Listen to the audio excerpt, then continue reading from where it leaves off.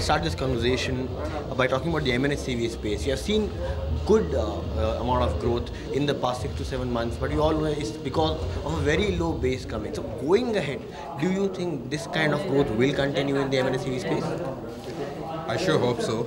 I think the growth that we've seen so far is very satisfying. We've had about 40-45% growth, not just in the domestic market but also the export markets that we serve.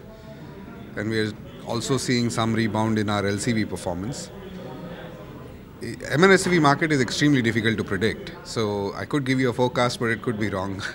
But what I think will happen is that by the time the year ends, we expect a 10 to 15% growth overall. First quarter last year was very slow for everyone. Slowly we started seeing the upturn. I don't think there will be a 40% growth in the second quarter. There are some issues about some pre-buy that might happen in the north because BS4 starts in October, but I don't think the impact will be that large. Talking about the LCV space, sir, on the industry level, there is still degrowth. However, we had a growth this month. But how do you see that space panning out? Do you think there's still some pain left in the LCV space before it starts growing on the cumulative industry level? See, LCV and ICV usually lag by about 6 months to the MHCV. So MHCV is starting to come back, but not in a very strong rebound phase that it's normally known to be. It is a slow and steady rebound.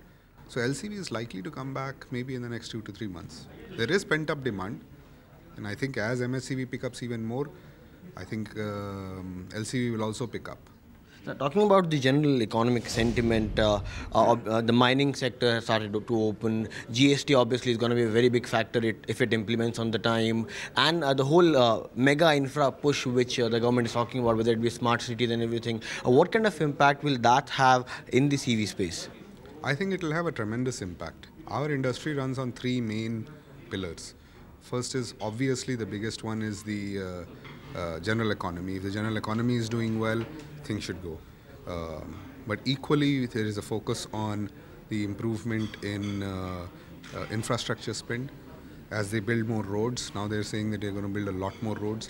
That adds a lot of trucks that are required for building the roads, but it also enhances the trucks that will travel on them later. Of course, then there is mining. In all of this, I think the GST can add to the first point which I said, the general economy growth. Now we look for green shoots to say whether this is going on. It's quite pleasing that the cement industry is starting to do better. Find us on Facebook at facebook.com/ETNow and don't forget to click the like button. You can also follow us on Twitter at ETNowLive. To stay updated with all our programming, hit the subscribe button on our YouTube channel by logging on to youtube.com/user/ETNow.